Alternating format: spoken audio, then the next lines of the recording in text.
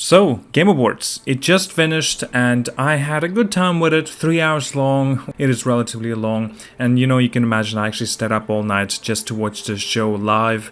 It started for me at 2 o'clock in the morning, finished at 5 o'clock in the morning. Insane. As soon as when it finished, I just went straight to bed. I was so damn tired. Slept on the whole thing, marinated my thoughts a little bit as well. I just wanted to share my thoughts afterwards, tell you what I thought about it. Of course, I'll be going through the individual games that I thought were the best, at least that looked to me. First of all, I want to mention that I'm not really going to be mentioning regarding who won and who didn't, but I will say congratulations to Baldur's Gate 3 for winning of the Game of the Year. Definitely deserves it, and it's just genuinely is awesome. A lot of other nominees, definitely a lot of games definitely, deserved getting Game of the Years, and of course different awards, but Baldur's Gate 3 got the Game of the Year. So let's continue on with the games that has been showcased through here. Plenty of them are actually brand new titles, some of them already we are familiar with, but let's begin. So, first game that at least intrigued me by the name of Exodus, and it just unfortunately was more or less of a cinematic reveal trailer, but they did kind of showcase, well, I presume a little bit of a gameplay down the end, and with a very good choice of music. Personally, I like with the view and the look towards this game, it has me interested. But I'm not sure how I think about it, unfortunately, since, well, we don't know much about it, other than what we have seen already. Now, again, I think it's still quite a long ways off until we actually get our hands on this experience, but nevertheless, I'm still looking forward to it. So next up for me was God of War Ragnarok Valhalla. So this was, I can't say unexpected, but it was definitely unexpected that it was actually a DLC. This is basically coming for free, a DLC for God of War Ragnarok, and it's actually going to be available in just a few short days. And, being that it's free and it's going to be a roguelike experience, that genuinely was a little bit of a surprise. It's coming out on December the 12th, 2023, fantastic, and you play as Kratos, and of course it doesn't seem like you're going to have any companions with you, but nevertheless it's still going to be awesome to kind of like re-experience this game all over again. But nevertheless, I'm just still curious to see, wait, where is the standalone game with Atreus? Where's the, like, say, the next game or something else related to it? Still, maybe perhaps it is still, a little bit early. Next up, Senua's Saga Hellblade 2 official trailer has been showcased. They did look very, very good. I do believe that this is actually how pretty much the game will look. Now, don't expect it to look something like revolutionary. If you played Hellblade 1, then you'll know already what to experience from it in Hellblade 2. And everything that you've noticed here is extremely limited and restrictive, but it does look gorgeous. It does look very, very, how can I say, maybe mesmerizing. And by the way, the gameplay actually has a similar vibe to it that it did from Hellblade 1. But nevertheless, it does look quite intriguing. I love the song, by the way. Beautiful tune that they've chose to use here. Skipping a few other games, like I said, I'm not that interested. Next up, we're getting into the Rise of the Ronin, and made by Team Ninja, I believe. And yeah, this was a kind of a long-awaited game. I want to be honest. At first, when I started watching this trailer, my first impressions weren't exactly, way too positive, if that's the way of saying it. But I want to say that it really reminds me of Neo 2, and yet again, it makes sense since they are the creators of them. But yet, maybe I was expecting a little bit more. But nevertheless, I'm still curious about it. I want to see more of proper raw gameplay. And nevertheless, we did see from this trailer like raw gameplay and stuff. But there again, they were like they made cuts on purposely, showing the best moments, showing you the best abilities and certain things that's happening within the game. I just want to see a more kind of a slowed down, raw, proper gameplay that we usually would experience from these games. And how close or how far apart is it going to be comparing that to Neo games? But nevertheless, that it is actually coming sooner rather than later on March 22nd, 2024.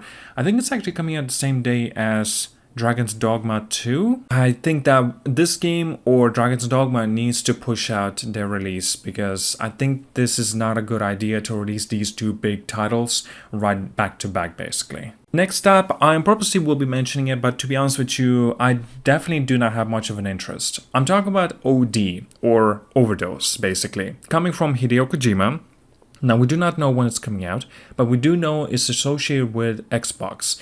So basically, I don't believe this game will be happening or coming out on PlayStation. So it's kind of, well, I don't know what's the word, interesting. It looks cool, I guess.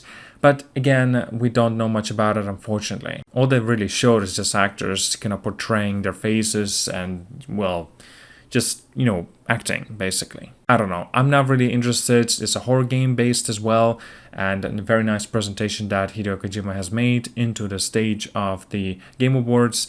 But nevertheless, there's nothing much else that I can really mention about this. I'm noticing the next game that a lot of people are very much looking forward to. I'm talking about Jurassic Park Survival.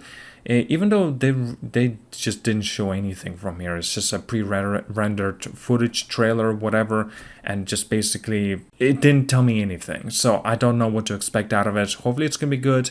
I'm not really a big fan of Jurassic Park or Jurassic World, whatever. So I'm not gonna bother giving my thoughts about this. Black Myth Wukong release date finally coming on August 20th, 2024. Man, it's a long time coming, and my goodness, like how much of the enemy varieties and just in general characters that you get to notice and see here is incredible. Genuinely is. I'm very much looking forward to see what they got in store for us as well. How much of, this is a visual spectacle, genuinely is. But I'm worried that it might just be that and that's it. But nevertheless, thankfully, we have seen plenty of gameplays already, so perhaps maybe I shouldn't really be that worried. But nevertheless, I'm optimistically skeptical, if that makes sense. Now, we're skipping plenty of other games. Some of them were at least a tiny bit intriguing, but I'm purposely not going to mention them because, well, they didn't really interest me. They just looked okay, that's it. But I will mention this next follow-up game coming from Bethesda, and of course, as you know it, Arcane. I'm talking about Marvel's Blade. So, thankfully, Arcane, well, this Arcane hasn't developed Redfall, but they did develop Dishonored and Deathloop. And if you guys know my opinion about Deathloop, well, it did not resonate with me. It's already been confirmed that this, Blade game is going to be actually third-person perspective, so that's actually kind of a new thing for Arcane, since they're a lot more known towards going for first-person perspective games. I'm definitely curious to see what they got in store with this game. And also another intriguing thing, that there has been no mention, at least on what consoles it will be coming out. But nevertheless, this is still a very, very long time coming, and perhaps will be still long ways away from its release. I do not think this game will be coming out on the PlayStation, since, well, Bethesda we're talking about here, so obviously it's going to be on Xbox only. I can't really much say anything else regarding it, since all we got is basically this cinematic trailer and that's it. Plenty of other games afterwards have been showcased, but I'm going to skip them since, well, some of them did not interest me, some of them just made no damn sense to me, and some others just had purely no gameplay and meant nothing to me, unfortunately.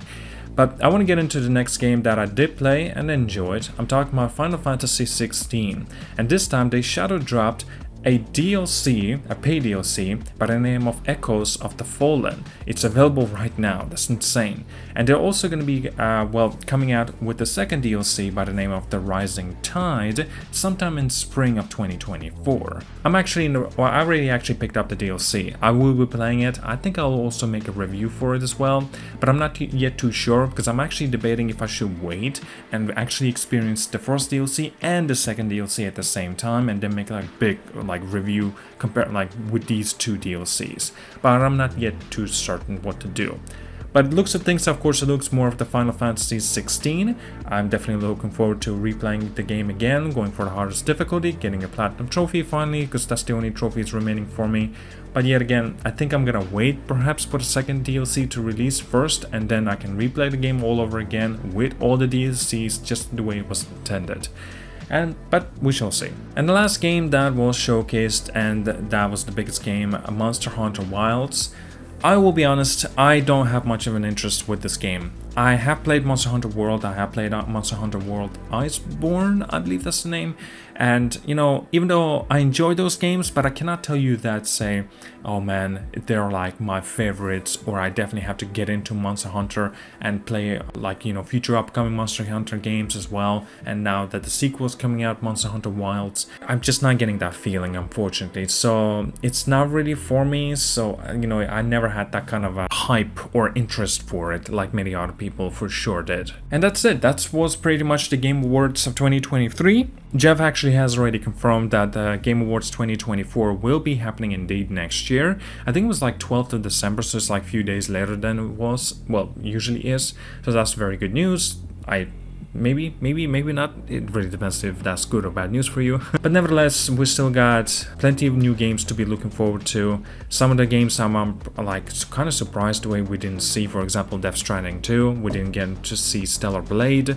It's like, what's going on with this? Just there are a few other games as well. Maybe some are kind of understandable and some others not so much. For example, well, I was actually expecting to see some kind of like a new game update for Assassin's Creed Mirage, a new game update for Spider-Man 2. None of that was here, unfortunately. Well, either way, thank you so much for watching. Like and subscribe. Tell me as well down in the comments, what did you think about the Game Awards of 2023? I'll see you guys all and have a wonderful day.